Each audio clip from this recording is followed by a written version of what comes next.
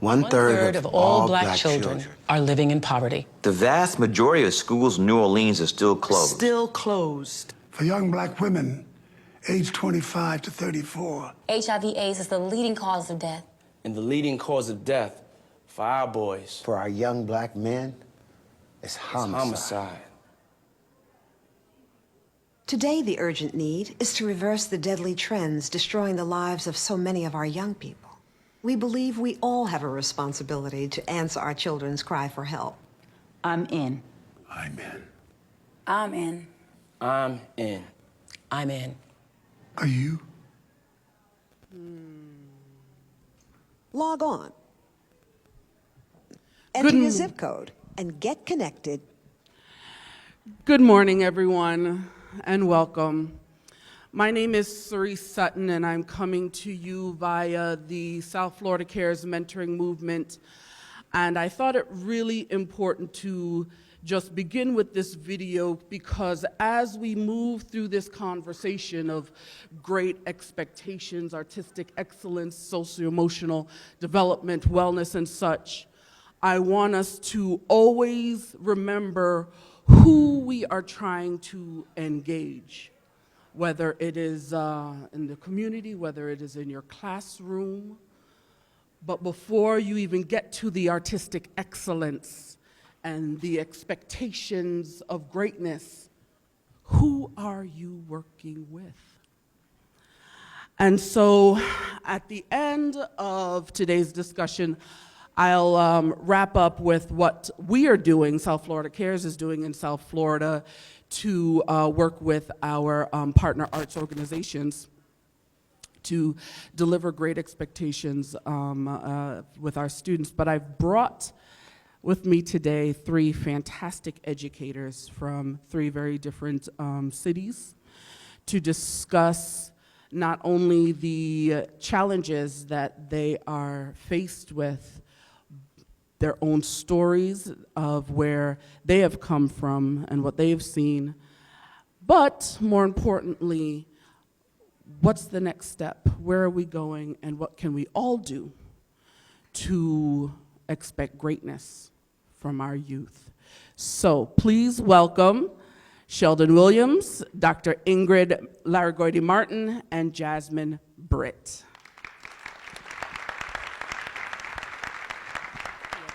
Thank you guys so much. During the first segment,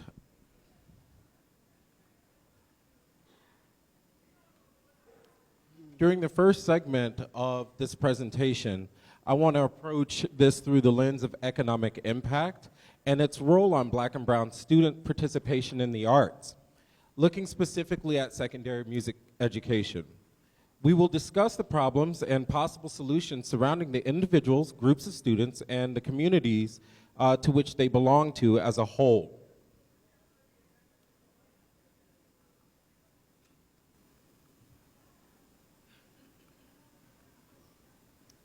Okay.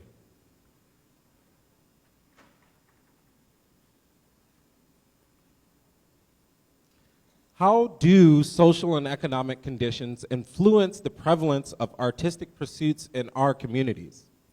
The answer for me is pretty simple. My pursuit of the arts almost didn't happen. Being the only person in my family to get a college degree and the only person to pursue classical music made my path unique to my 6 other brothers and sisters. Being raised in a blue-collar family where I was originally pegged to take up the trade of being in construction, the decision I made to follow music was unexpected and completely uncharted territory. Many of us had parents who were not knowledgeable about the arts and know this all too familiar story of, okay, I want to play an instrument. Okay, I want to, do ballet or do all these things in the performing arts. And you go home and you say, Ma, I want to do this or I want to do that, and it costs this much. And of course, the response is, excuse me, it costs how much? And with that, it's a huge deter for a number of lower socioeconomic students to be participating in the arts.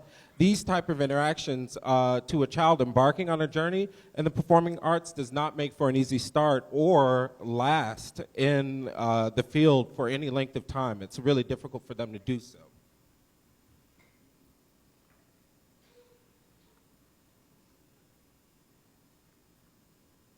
I have to figure this out. There we go. All right. So a great point of departure would be for me to start by looking at my experience in South Florida as a band and orchestra director at J.P. Taravella High School.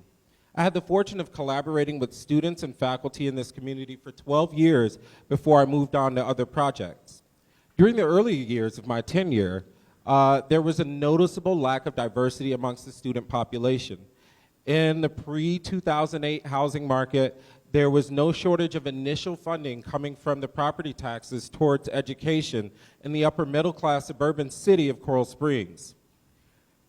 In this program of over 300 students between the band, orchestra, and the color guard, the ethnic and economic breakdown skewed towards white, more affluent experiences. And those experiences goes as follows. Let's take a look at that. In the 2005-2006 school year, the student population in one of the most diverse counties in the state of Florida consisted of only 12% black students, 24% Hispanic, 59% white students, 3% Asian, and less than 3% of all other races. I have also attached data on the number of families within the school that were eligible for free and reduced lunch in this community, which I think helps to paint a really clear picture of the financial state of these families during this period. Only 13% of the population felt it necessary to apply for and receive county assistance for free and reduced lunches, while the other 87% were either not eligible due to higher parental income or they were able to function without the assistance set aside for families with financial disadvantages. In Jonathan Kuzel's book, Savage Inequities, he outlines the disproportionate spending in affluent areas in comparison to the economically challenged areas in the cities of New York, Chicago, and goes on to suggest that these trends could be seen in all of the areas of the United States in dealing with public education. These differences were discovered to be delineated by social class, parental wealth, and race. In an example, Kuzel points to the disparity of per pupil spending amounts in affluent areas as opposed to the amounts spent in students in lower income areas. In the span of 5 years, the affluent areas saw approximately $11,300 in per pupil spending, and the poorest districts in the area spending less than $5,600 on its students, which were 99% non-white students over the same period of time. So that actually points to something that I'll be continuously having a little bit of a conversation about. Obviously, in this conversation, I'll be the money guy, and as it turns out, these people, the people that were in the lower income areas actually received less than half of the funding that they needed as opposed to their white counterparts or their affluent counterparts over the same period of time. This, partnered with the lack of access to resources and facilities, could contribute to a disparity in the quality of education black and brown students experience, as we all know. It is also suggested through personal interviews, through the personal interview sections of this book, that the students do notice this chasm between their experience and the experience in the education of more affluent counterparts, of their more affluent counterparts. This has sociological implications, and it can affect the expectations and ultimately the musical outcomes of minority students.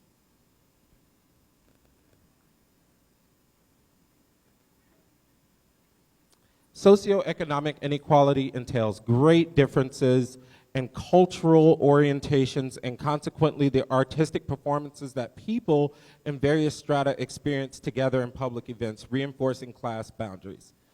So the whole thing, as I was reading this book, this quote just kind of popped out to me. Money does matter. And it also has a way to kind of put us on shelves and it actually restricts the amount of access that maybe lower income people could have to high art, or what we consider high art. So this thing stuck out to me like a sore thumb, because this is, I think, at the crux of what I'm trying to talk about, is that money really, really does matter in the experience of the students. During my middle years as a public school teacher in Broward County, the income levels of my student population began to decline steadily. These being the years following the 2008 recession.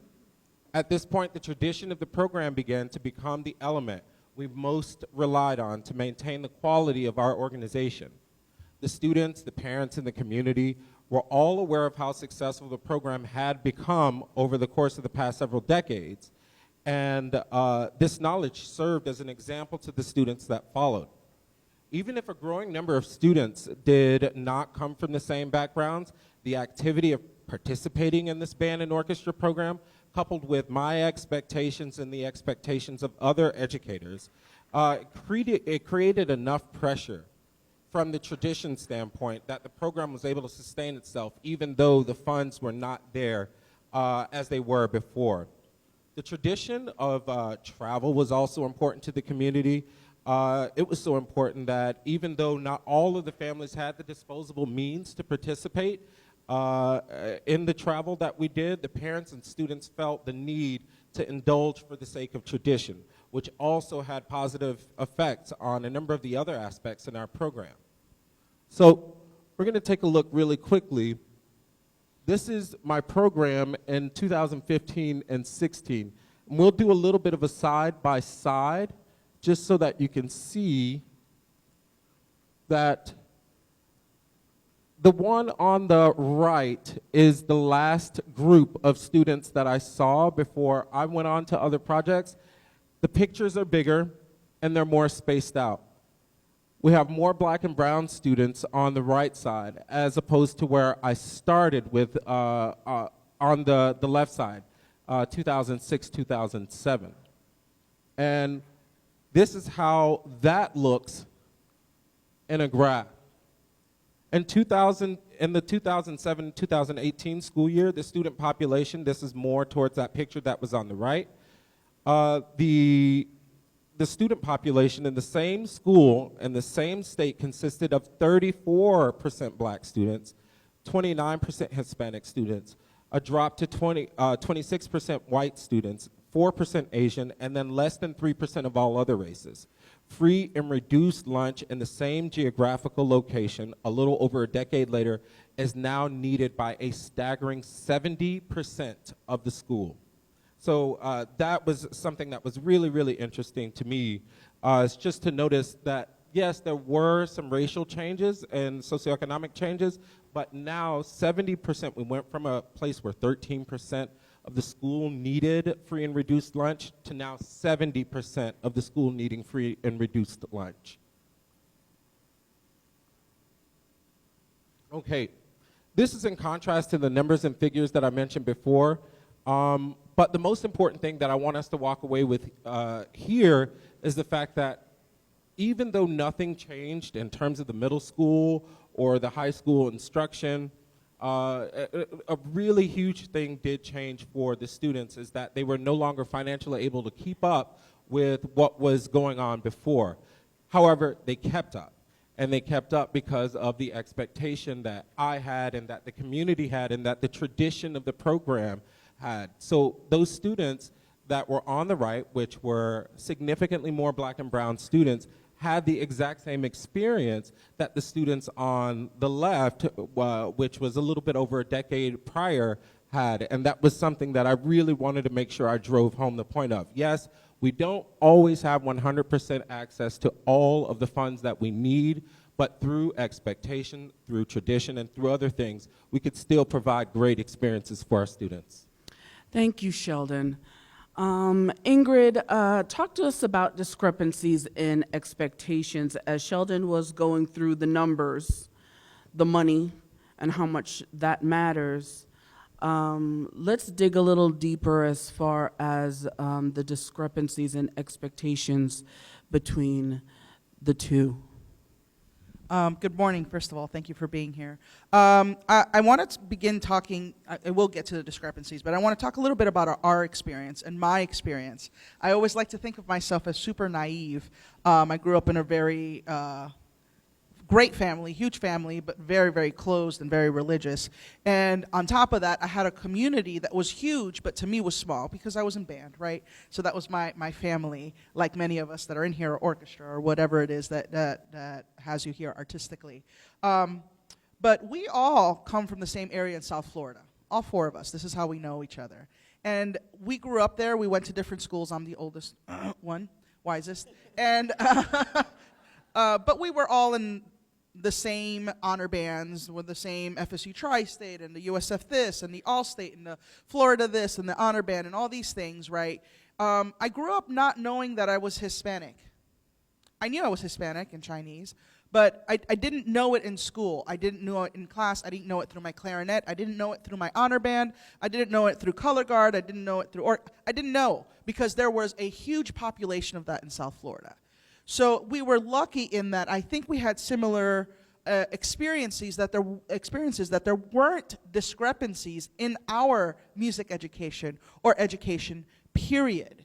We never felt like we weren't going to make All-State because we were.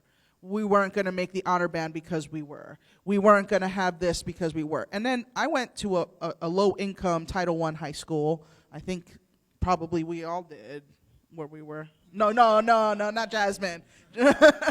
So it's interesting. It's interesting to look at what we have here on stage with, I don't know how many degrees are on this stage and where we've been around the world and what we do, that we've gotten here because we've had access and we had teachers, and oddly enough, 3 out of the 4 of us have had white Jewish male band directors that have been our influences that never saw us as different. So I wanted to start with that background because that was the life we lived, you know, and when we all began teaching, we also had diverse populations in South Florida that we never saw as diverse population. There were kids that needed to learn their 12 major scales, and there were kids that you were going to have this excerpt by this then, and we have to make this band, and we have to go to this competition, and it was healthy, and we all taught in the same district, so we were competitive and friendly and help. So we had that community built in. And then we all kind of, well, I was the first one to kind of disappear a little bit, and I went other places, and I went to Colorado, which is beautiful and very white. And it was stark. It was a stark experience for me to go there. I mean, other than like the ocean and then mountains and sea level and the difference in that I thought was beautiful. There was also me standing at a Starbucks and somebody behind me saying, "Ooh, you're Spanish. What coffee are you going to order?" I'm going to order the same thing. I'm like, it's Starbucks, man. Like, there's, you know, no café con leche. So that whole experience to me was new, that I was like special and unique because I was who I was, but I was still the same person I always was, right? Then I started teaching college at the collegiate level, and I went to Arkansas, where there wasn't diversity there either. And so that was a special kind of thing, where you noticed the black person, you noticed the brown person, and you actually noticed, and you were like, oh, you are brown, you are black, because there was only 2 or 3. And the white students also noticed, where they like, actually, I had a student at the collegiate level who wanted to touch my hair because she'd never seen hair like that. And it was innocent, right? But that just goes to show the difference in that. And then I taught in New Mexico, where there wasn't diversity either because it was all Mexican. So it's a very interesting kind of trajectory. And then I'm back in Colorado teaching high school, and I teach in Longmont, Colorado. And these are the interesting things that I've noticed in that are part of the discrepancy. And I apologize for my phone, but this is where my notes are. So, yeah. I learned a lot of things with the discrepancies. And what I noticed in the school, it's north of Boulder. If anybody knows Boulder, it's a very rich, very highfalutin kind of area. And I'm outside of Boulder about 20 minutes. And I was really surprised when I got to the school, and it was such a high population of Hispanic students. Yeah, it's God that does it. Okay, so it's great, right? So the numbers on the left is my school, and the numbers on the right is the district. and we're in the St. Vrain district. So the numbers on the left, Hispanic is 58%, 3% Asian, right, and 39% white. If you look at the district, it's almost the exact opposite. So when I got to this school and I got this job, I was at a grocery store near my house, and some lady, you know, they post online who the new band director is, had recognized me from my online whatever, which is a little scary. And she's like, oh, you're the new band director at Skyline Visual Performing Arts High School. I said, oh, yeah, do you have a kid? Yada, yada. And she's like, oh, no, my kids are grown up. I said, but, you know, I said, well, tell me about the school. She's like, well, you got to be careful. It's the ghetto high school. And I said, okay, what do you mean by ghetto high school? Now, I'm in Longmont, Colorado. My school's called Skyline because the back of the school is all windows, and what you see are the Rocky Mountains. There is nothing ghetto about this school. He's been there. He's taught and clinicked my students. There is not what we would define as ghetto in New York or Miami or Detroit. No. Okay, but to them it was, and that spoke volumes to me when I started going to the school and teaching. And what I saw was a huge population of brown students who were the ones that were skipping classes every day, who were the ones that weren't being asked questions, who were the ones that were not speaking in classes, who were the ones that were hanging out after school, vaping in the corner, and nobody said anything. We have 4 campus police. We have the biggest school in the district, which is 1,300 kids, which for us in South Florida means like a classroom. So it's different, right? So again, like these kind of differences make an impact in how people approach teaching. I noticed I was one of 6 teachers that spoke Spanish with a population of whatever, 58% Hispanic in the school. And out of those 6, only 2 of us are actually Hispanic. The others just did the major in college. So I noticed a lot of these things that made my naivety even glow more, because I'm like, what's wrong? And then I thought, I was used to South Florida, Cuban, South Florida, Argentine, Colombian, where these kids have grit and sass, and these kids, which are generally Mexican, don't have a voice. They wouldn't speak. Like, you can't get them to respond.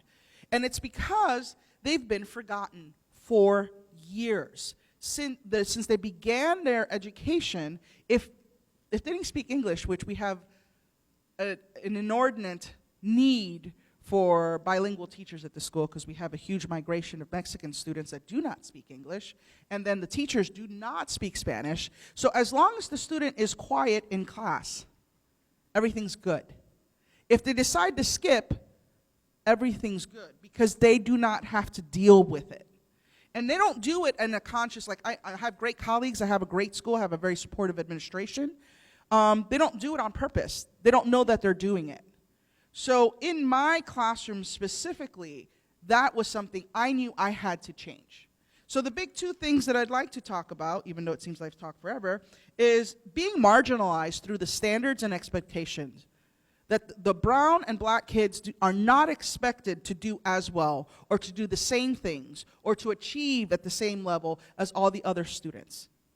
And the other thing is labeling, which is huge at my school. And I had not dealt with any of this. I started this job a year and a half ago, and I've taught for over 20 years. And now is when I'm seeing this kind of impact because of where I'm working. So I noticed all of these things. And then I started looking as to what is it? What are the demographics? What's really happening? What's Skyline versus the district? Well, our school, as you saw in numbers, this is also a district. It's one of the last districts in Colorado that is open enrollment. So parents get to choose where to put their kids. Now look at these numbers. These parents don't want their kids to go to the brown school because we're known as the ghetto school. We're the drug school. We're the poor school. We're the unmotivated school. So let's look at some other numbers, maybe. Jesus. Okay, so now we're still looking at the left side. The numbers are our school. The right side is the district. So our math scores, 19% below average, 33% in the rest of the schools in the district. Our reading score, 31%, the rest of the district, 42%. Okay, so our scores are declining year to year to year. At the beginning of this year, we have our big faculty meeting. When we get back together, there was a huge celebration because our graduation scores have gone up, especially in our minority. And I'm sitting there like looking at the numbers. I'm like, we've failed everything. We're not even meeting expectations, but our graduation rate is higher. Again, speaks to the expectation. Again, speaks to how there are guidance counselors who will come back to the teachers and say, I know such and such, Perez, didn't pass your class a year ago. Is there a way that you can give them just a D so that they can graduate? Because it was just, piano, art, whatever, fine art you can think of. And that's what they're doing to get these kids across. Not alone that most of these kids now have failed their core classes and they go to e-credit. They've learned the system that if they don't pass the class, they can go to school at e-credit online and pass at the minimal, and then they'll get to graduate. And that has become the standard at my school. I can't speak for across, but it is a really interesting thing to look at. So as I discovered this information and I sat in my faculty meetings where people felt so good, and I'm talking about teachers, that, okay, this is working, and I don't think it was malicious. It was like, okay, we're doing something, and I'm the only one sitting there looking at my orchestral colleague and saying, am I reading this wrong? Like, how does this happen? So this is the fear that I have. Then I look directly into my classroom and what was going on in there, and seeing the numbers, and seeing what and how music, this is the graduation rate. Oh, and I'm sorry, free and reduced lunch. Our school, I skipped it, but free and reduced lunch is at 68% at our school, which already says something too, right? And access and what they have and exposure. So in the great scheme of things with schools and districts, as soon as your school becomes the lower income school, they start tagging programs that are gonna fix everything. They're gonna fix it all. So my school's been a visual and performing arts school for 25 years. It's been a P-Tech school for 5 years, and it's been a STEM school for, I believe, 8 years. And if you look at the numbers, the P-Tech program is an IBM-sponsored and Front Range Community College-sponsored program for technology, where the kids' GPA is 2.3. So they're getting them across to the diploma, and they're getting a few college credits. Look at the demographics. 75% are non-white students that are in there. Okay, now look at STEM, which is science, technology, English, and math. We all know STEM, right? 67% white. Those are the high-achieving students that go to college, that get scholarships, that get the exposure.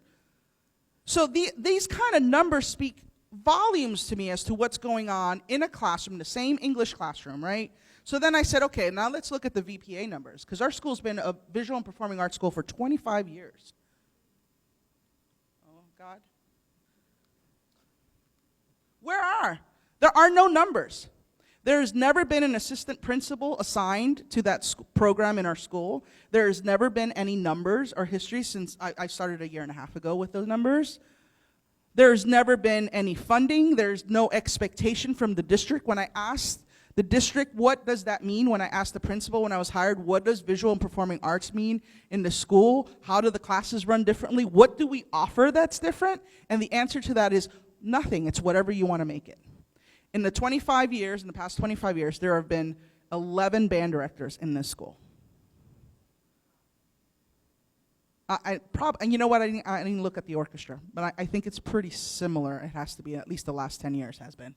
So how are we calling ourselves Skyline Visual and Performing Arts School and have nothing, right? So I think in all of what I'm saying is that expectation isn't there for us. It's just a name.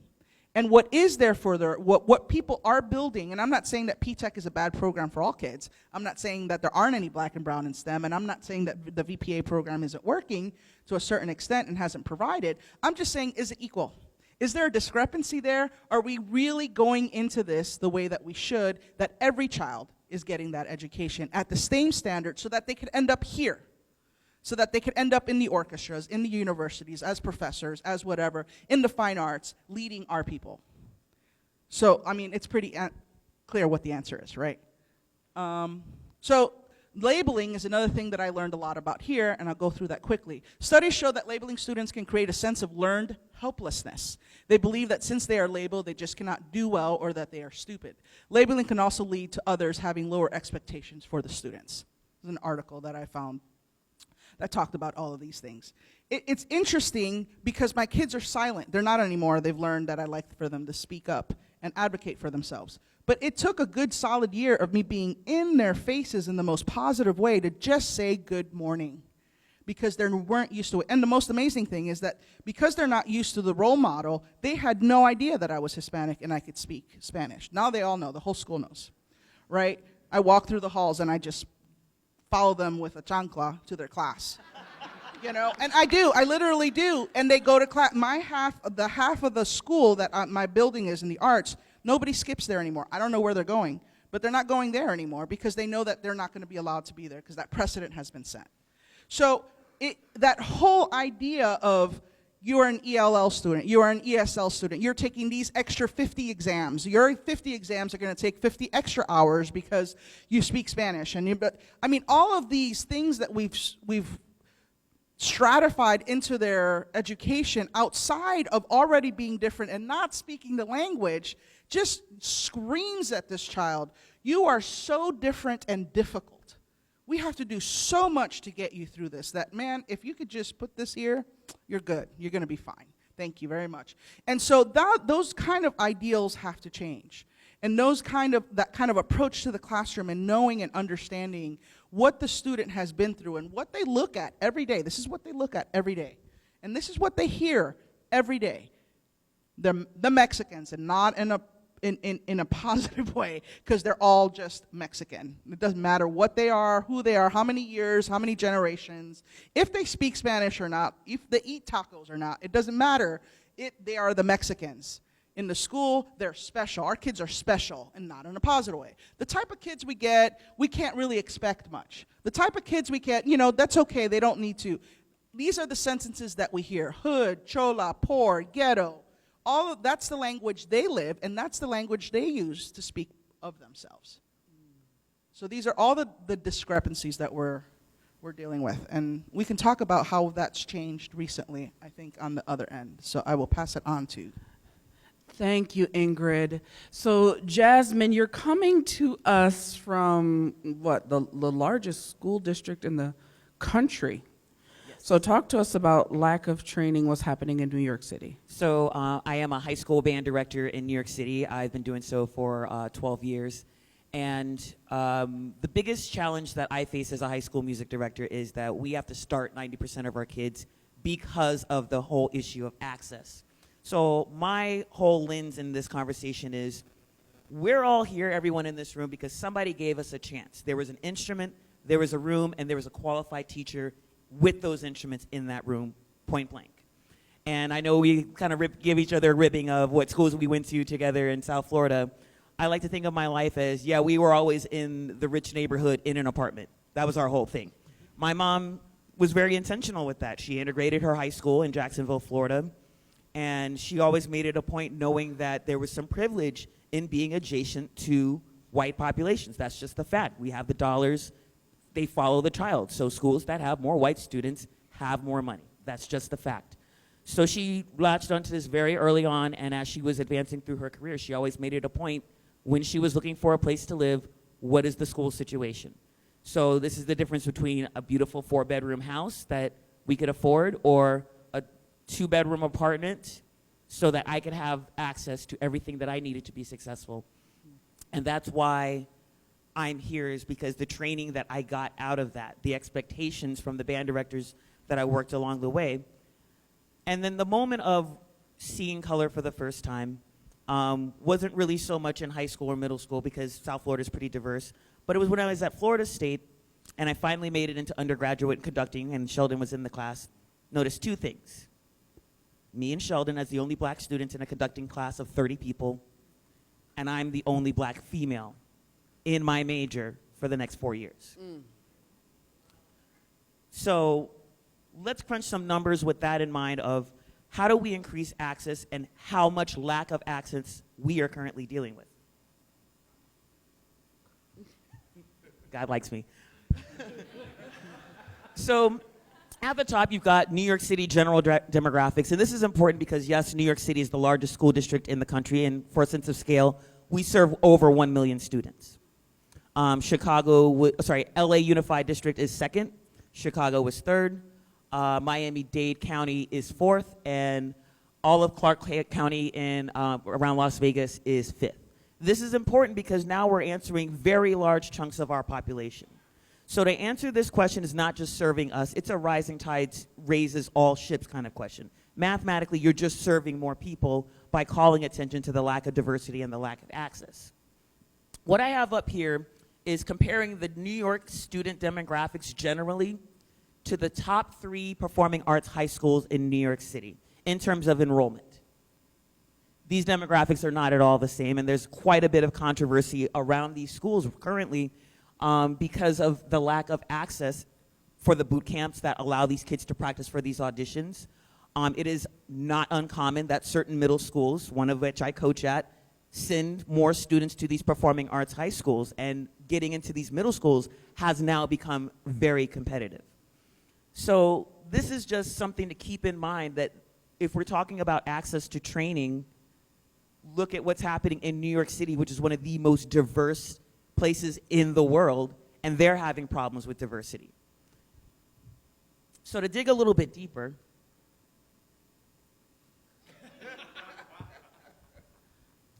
this really broke my heart to see how you start in 7th grade and the amount of students who have regular music instruction just declines every single year to 16%.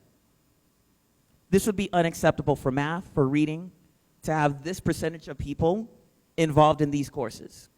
And I can tell you for a fact, when you work in a school that is failing, you're going to lose those music classes because you're going to have state-mandated additional resources brought in. Consultations, Kaplan's making a lot of money, Pearson's making a lot of money by selling these programs to these schools. These are our kids that are having their music education eliminated so that basically the school does not shut down. So then what does this create for us down the road?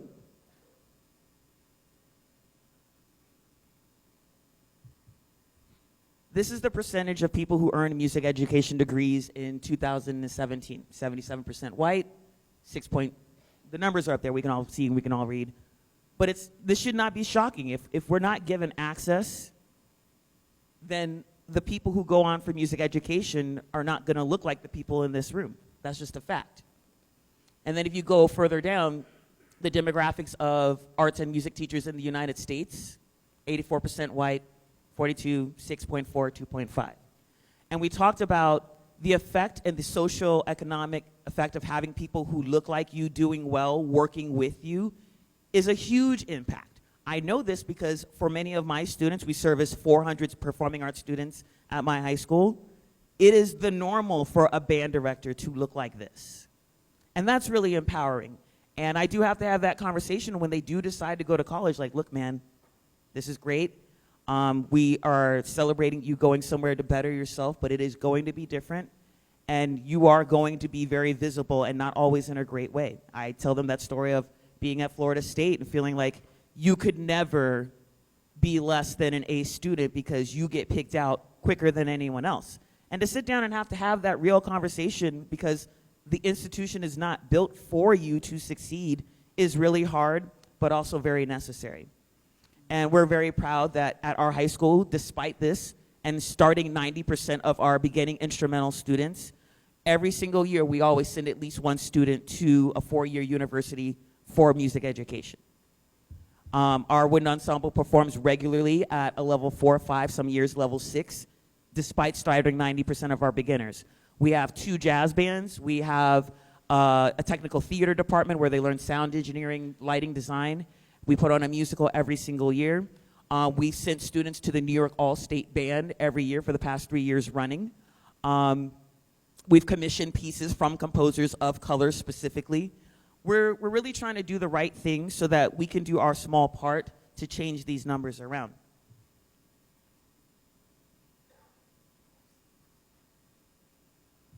So this is important because if we improve access, we make things better for our kids, but for everyone's kids. And I know that when we hear this diversity conversation, some of our colleagues immediately equate a lack of diversity, conversations about diversity tied to a conversation about quality. That's not it. Quality is always implied. We want to be very clear here.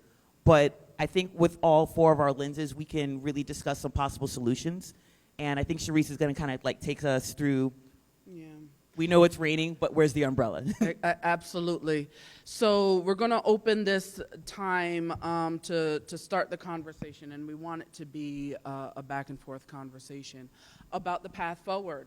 We've put up a few starting points. We are on Slido, so if you have questions, you want to add to this list in this conversation, please do so, slido.com with the code SphinxConnect. But kick us off, Cheldon. What do you see as one of the paths to move forward? Jasmin was just pointing to visibility. When we grew up, there was no social media, or at least not the social media that we have now. It was, I think, as far back as AIM, Instant Messenger, or something like that. Yeah, I'm calling us out.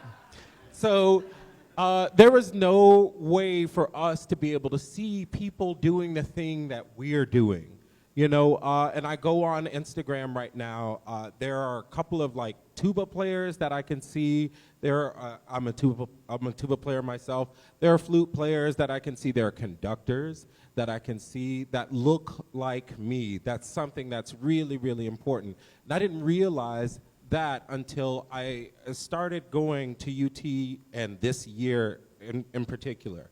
I think we may have the most diverse, ethnically diverse studio in the country right now. There's a girl from Africa, Ogechi Ukazu, and we have Shiree Williams and Jonathan Viela. These are all black and brown people within the studio, and then we have Matthew Setatal.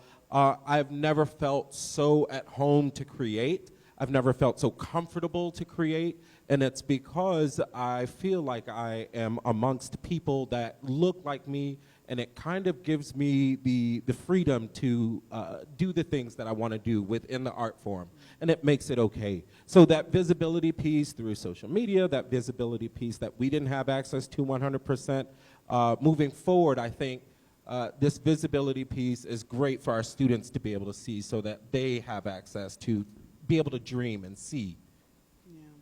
So we have our first Slido submission. Our program serves exclusively low-income children. How do we build pride in them for their music and not identity based on their program entry requirements? Ingrid. If I can, I'd like to speak to that. With the socio-emotional learning, and I got to work with CARES as well for a year, and that was a really eye-opening experience for me to be in lockdown situations with students and juvie and learn a lot from them. So I've taken a lot of that. And of course, historically, musicians are always in some leadership camp and marching band camp and all of these things that we create for our students. That, I think, is the most important thing that I've done at Skyline that has changed my students' ability to see themselves. And one, see themselves, period. Two, see themselves as valuable and allowed to take up space. I do a lot of social emotional in my classrooms. I do a lot of real talk in my classrooms. I do a lot of after-school leadership videos, TED Talks. I mean, we've got, like you said, access to so much that putting that stuff together does not take that much time. It does take time from performing. It does take time from your classroom, from learning your scales and your music and stuff. But I think it is the most important thing that I've done at my school to let my students know that they are not just Mexican, that they are just not the unique thing, that they are not farmers and beaners and all the other negative things that they're saying. So I think when you're in that low socioeconomic, that whole idea for a teacher to meet the students where they are means more than just to meet them. It's understand who they are and what their struggles are and how they see themselves. And you must change that first. And yes, we do it through the arts. And yes, we do it through music. But we have to do it. And once you do that, my kids performed they were the honor jazz band at CMEA within a year of me being there. I've had 4 kids make All-State, the first time in 25 years. We've had over 32 kids make honor bands in the last year and a half. Those things are changing not because I know a lot about music or I'm a really great teacher, but because I put the mirror in front of them and I allowed them to take space. And I think that's what's important in that kind of space. We have a question over here. Thank you, Ingrid. 5 minutes. Okay, thank you. And you were actually just speaking a little bit to my question, but I was wondering around deconstructing labels. If you could share any conversations or strategies, activities that you've used with your students specifically around reconstructing that positive identity and labeling. Thank you. I would actually like to take that. We're going to end with a video from South Florida Cares, but one of the activities we do is called What's in a Name? And we actually, it's our rawest conversation, and it's the conversation that we allow our students to feel free to share the names that they hear on the regular. And it's disheartening to hear what, they're being called, that they, from anywhere from their parents to other family members, their communities, and from their teachers. And so for us, it really is about conscious shifting conversation and focus so that they understand that what's in a name is not, the label does not identify who we are, and that we have the power as we find new ways to identify ourselves to really shape how we feel as people. Forget people of color, just as people. And so we have found that in the 30 weeks that we're in schools, that conversation, as well as the what's in a relationship and female and male roles and such, it's one of our most powerful conversation with our youth, because you'd be amazed at what they think of themselves, because it's just been, drilled into them. And so I want to take that time to connect that with the work I said that I was going to follow up with. From South Florida Cares, we focus on the socio-emotional wellness and development of at-risk youth. And we are in Department of Juvenile Justice sites, lockdown sites with handcuffs and shackles and such. We're in alternative spaces where 8th graders are 16 and 17 trying to do credit recovery. And the work that we do is conscious shifting, but we also understand, especially since I have an arts background, my board chair has an arts background, that the power of the arts to bring voice to the voiceless is so important. And because of that, we have formed fantastic partnerships with arts institutions in Miami. New World Symphony, we bring them into one of our juvenile detention sites to work with students. The Institute of Contemporary Art, so on and so forth. So I want to leave us with, and I know we have some more questions, but we have about 4 more minutes. I want to leave you with a video as we talk about a path forward. What are some of the things that you all are doing to infuse socio-emotional wellness and development into your classroom? If you don't have that background, who are you reaching out to in your communities to connect that with your students? Because before you get to the music, you got to understand who your kids are, what they're dealing with at home, and what they're now bringing into the classroom. Forget the 12 scales. Let's talk about they haven't eaten in 2 days. Let's talk about they haven't been at school, not because they didn't want to, because they had to go out on the corner to raise money because they're the breadwinners. So a path forward for South Florida Cares has been such, and I just wanted to leave us with the impact of what happens, who our students are, and what happens when you infuse that socio-emotional wellness and development into their lives. I know there's questions. I think our emails are in one of the last slides, so you can feel free to just email any questions. We're happy to answer. The best day I ever had was the day when we had the Sankofa. You put your right hand down and your left hand up. You just relax. I clear my mind. Negative energy out, positive energy in.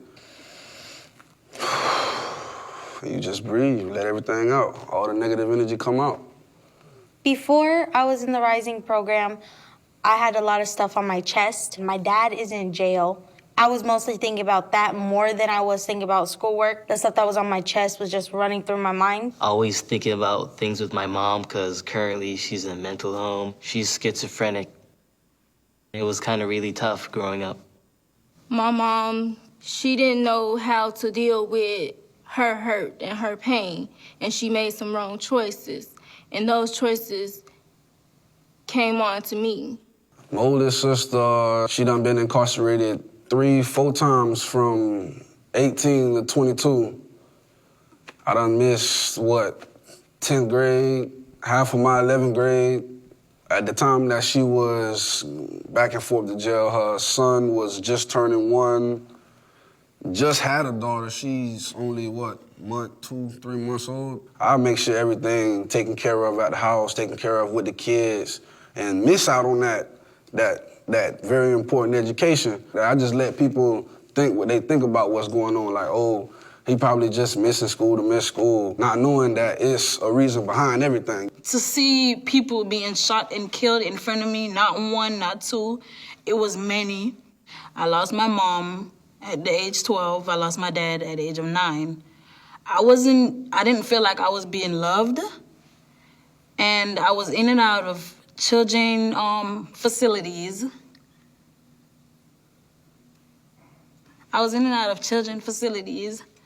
And I felt like I didn't have no family. When I first heard about the Rising program, I really thought I knew everything on my own. I didn't need anyone's input on nothing. I was just like, hey, this is a free time to get out of class. I'm getting out of class. They let you know it ain't that type of party. I don't like to talk about the negative things that happened in my life, but like coming in, I'm chilling with them, talking to them. They help you open up. I don't have a choice about talking to them about it because they just bring it right out you. It's not a debate about it. They just bring it straight. It helped me with finding pieces of other people's lives and piecing it to mine, putting myself into their shoes and seeing things that I liked or things that I wanted. Honestly, it gives me confidence, having be able to talk with everybody, like their brother, their family. It's really comforting to have that. Like, people won't judge you when you still try and just get something out, get your point across. It's really comfortable. I really like interacting with the other kids. I mean, I really like to just talk with them and find out more about them. Like, when we talk about personal stuff, like on a personal level, I like the fact that they can trust. So I'm going to end it there for the sake of time. We have run, we're a little over time, and I apologize. But do you know who you're working with? You want to put a clarinet in their face, you want to tell them they haven't learned this etude yet, and why haven't they been practicing? Do you know who your students are? Do you know that the mother is in a mental home who's got schizophrenia?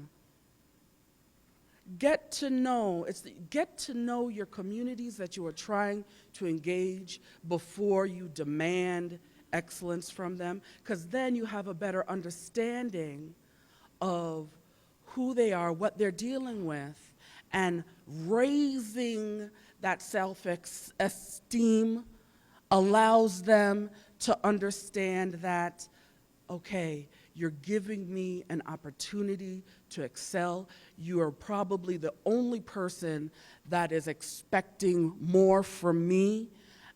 And what you'll find is that they really will soar.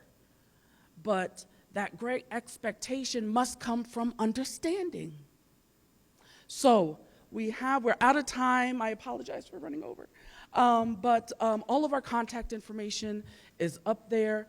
The National Cares Mentoring Movement, if you have a program, whether it's in schools, with an arts organization, and you're looking to find ways to connect better with the community, to understand the community better, go to Cares Mentorings or South Florida Cares Mentoring.org. And find an organization near you that you can partner with so that we can help our babies, because we all believe in Black and brown excellence. We just got to get them to believe in it too. Thank you.